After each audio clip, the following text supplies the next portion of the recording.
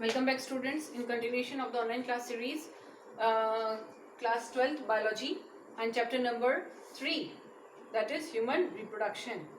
Already we are dealing up with the unit of reproduction, and this is the third chapter of reproduction, that is human reproduction.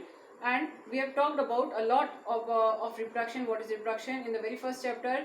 What are the types of the reproduction, that is the sexual and the asexual reproduction in the very first chapter, and what types of reproduction are adopted by various living organisms. Then in the second chapter we have dealt up with sexual reproduction in the flowering plants. But in third chapter now we are going to deal up precisely with human reproduction. So human reproduction, as we all know, human beings do follow the sexual mode of reproduction.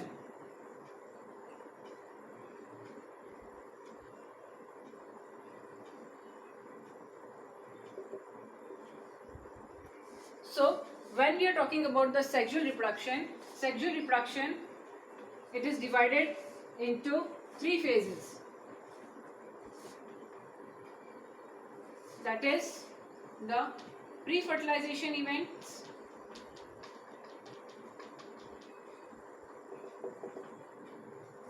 fertilization, and post-fertilization.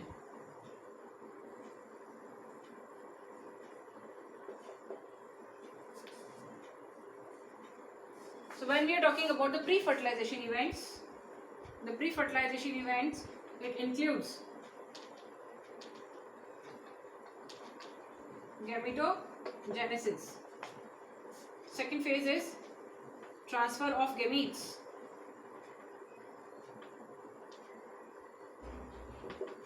When we are talking about fertilization includes fusion of the male and the female pronuclei, that is syngamy.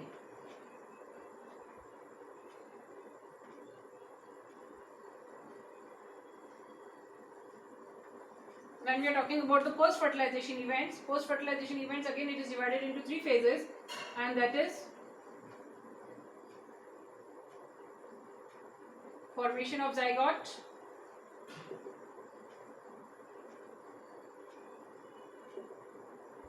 embryogenesis,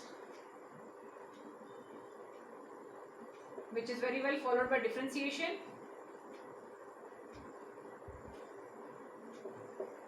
and then parturition. When we are talking about the gametogenesis, it is again of 2 types, that is spermatogenesis and oogenesis. And when we are talking about the transfer of gametes, it includes insemination, that is the transfer of the gametes. Here, as I have told you all, that the sexual reproduction includes pre-fertilization events, fertilization events, and the post-fertilization events. When we are talking about the pre-fertilization events includes gametogenesis and transfer of gametes. Gametogenesis itself is the formation of gametes, and it includes again 2 procedures, that is spermatogenesis and oogenesis. That is, we all know that sexual reproduction deals up with 2 living organisms which are opposite in their sexual traits.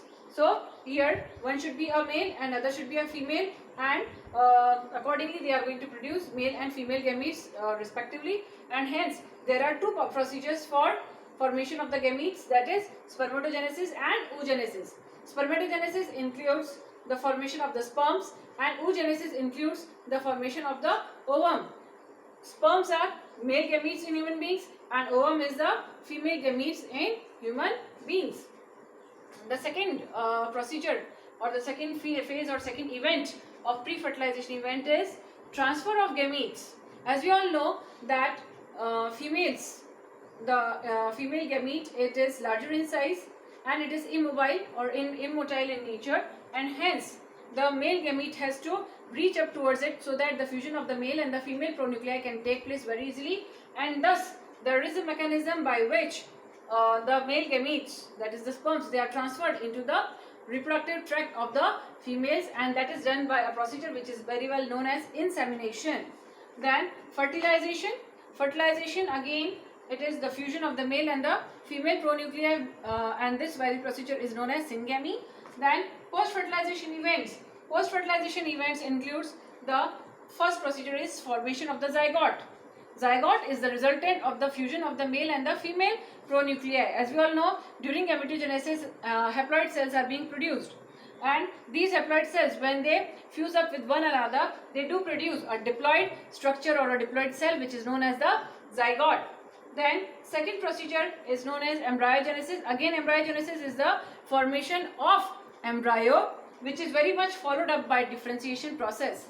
This for differentiation, it is a very important process in embryogeny, since during differentiation each and every cell is assigned up with certain special function, due to which it acquires different shape, size and forms, and it gives a particular shape or a particular structure or a particular form to the embryo. Thus it is very much helpful in the formation of the embryo. And after the complete formation of the embryo, the very last procedure is parturition. Parturition is a process of expulsion of the fetus outside the body of the female after its complete formation has taken place. So when the as a resultant of the embryogeny or embryogenesis, a complete fetus is formed during the whole gestation period. In human being, the gestation period is of 9 months. So during this whole complete period, a complete fetus is formed, and after its complete formation, what happens, that this fetus is expelled outside the body, and it is very well known as parturition. So now coming back to the first event, that is the pre-fertilization event, or coming back to the chapter. Now here we are going to talk about the pre-fertilization events, and here we are first going to deal up with the gametogenesis, that is the formation of gametes.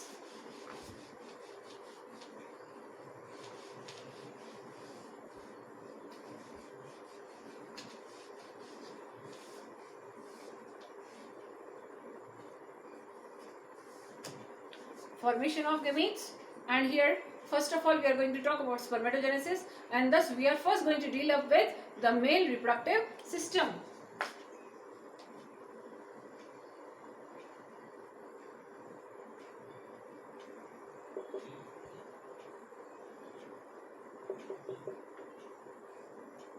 When we are talking about the male reproductive system,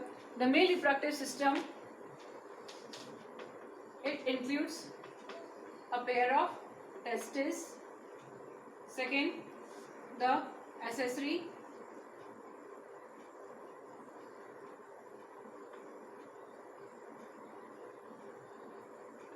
ducts and various glands.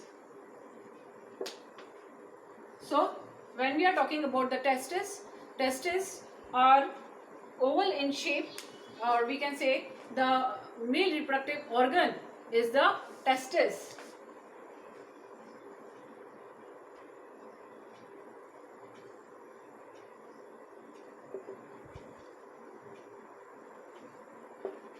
It is the male reproductive organ. Basically, in human males, a pair of testes is found which is present in the scrotal sacs or the scrotum hanging outside the body of the males. Basically, it is present in the lower abdominal region outside the body. The reason behind it that it is present outside the body in the scrotal sacs is that the human body temperature is too high, that it does not favor the formation of the sperms.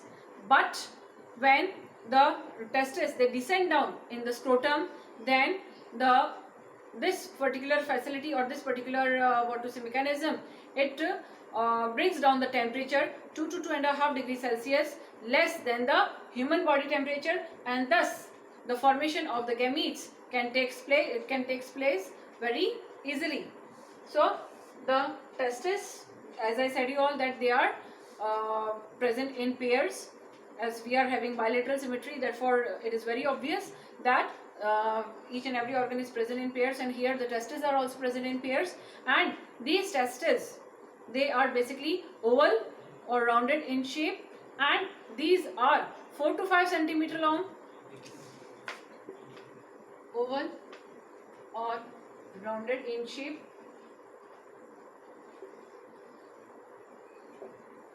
present in the scrotum.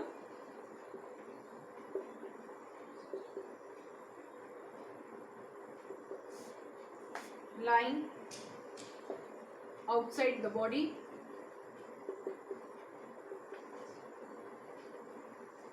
lying outside the body in the lower abdominal region.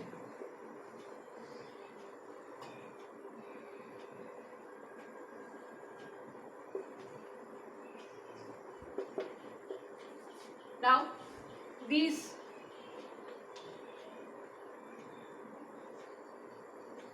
are present in pairs,